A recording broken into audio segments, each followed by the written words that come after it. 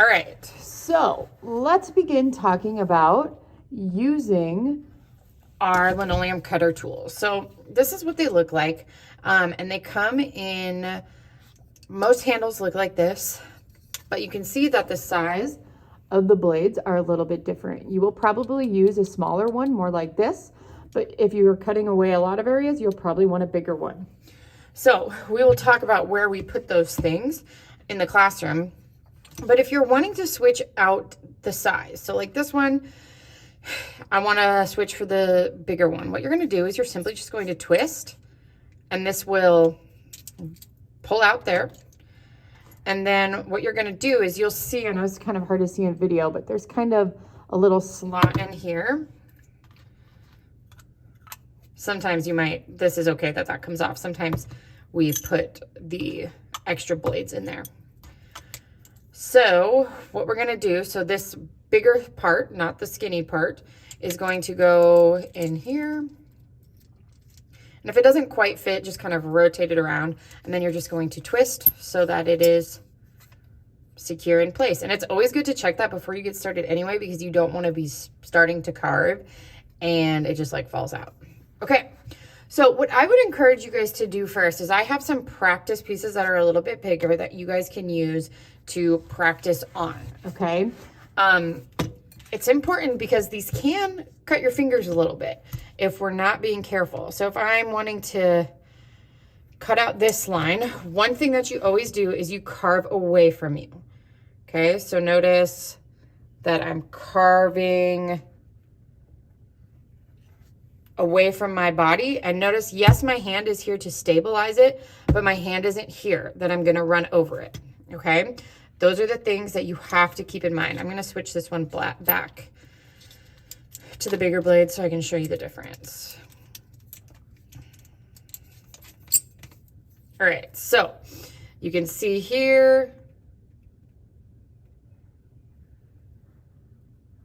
that creates a little bit of a wider and deeper cut, just a little bit, okay, which is fine. This is what we don't want to do. We don't want to dig down into this like we're digging a hole up and gouging the material, because that's actually harder. If we want it to be a little bit deeper as we do this, you're just gonna go over it maybe 2 or 3 times, all right? That will be the best way to do that. So keep in mind where your hand is, never cross over here like this. We don't want to have any little cuts on our hands, okay? And that can happen if we're not paying attention. So let's take this to our actual carving. So this is the part where we have to go back to that black and white design, okay? Everything that's in pencil, I am going to leave. Everything that is the orange space, that's what I'm going to carve out. So you might decide, well, I need to thicken up these lines a little bit. So for here, like maybe I need to fill these in, because I want to have more of a variety in there, all right? So you'll kind of have to decide on what that looks like. I'm gonna leave. All right, so I'm gonna get started carving.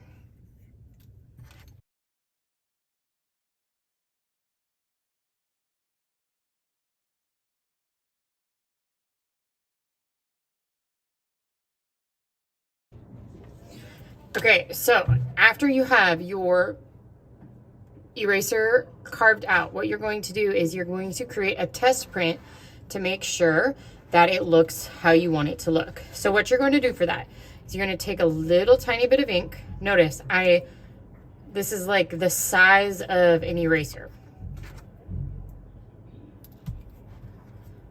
Then so we're putting this on a clear plastic piece of paper. I'll show you plexiglass. I'll show you where those are. This is what we call a brayer. And what we're doing with this is we're spreading back and forth to create a solid coverage, okay? So here, my brayer isn't equally covered, so I need to add a tiny bit more ink.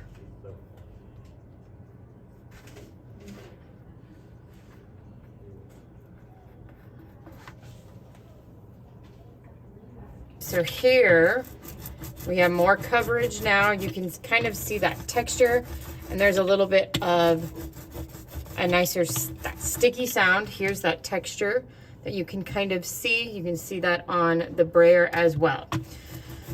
So now, because our prints are really, really small, we don't need to fill the whole printing plate. Instead, I'm just going to roll this on, covering this area. So this already shows me how that's kind of going to look. Then for this, there's a couple different ways we can do this. The first way we can do this is we can flip this over, do it eraser side down, and obviously your paper will be bigger. I just use a scrap paper, and you're just gonna press. If you don't have enough ink, this part isn't going to work. Then we reveal it, and then you decide, okay, do I like my design? Are there areas that I need to carve out a little bit more?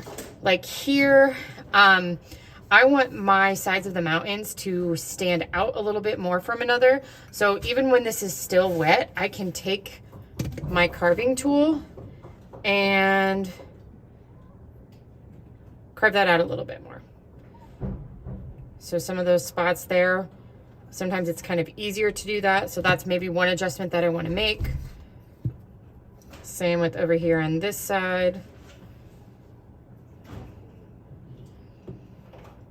Okay, so then we could do another test print. I still have enough ink here, so I'm just gonna use this. And then this time, when I roll it on, I'm gonna show you how to do it the opposite way. So instead of putting it down like this, we could take the paper, go like this, and then this time I just have to rub with my hand, but I'm holding it down in place. So now when I peel that up, we have my second print, and we can see how that cut made a little bit of a difference. So that is what you will do to test your print. We will talk more about using ink and different colors in class.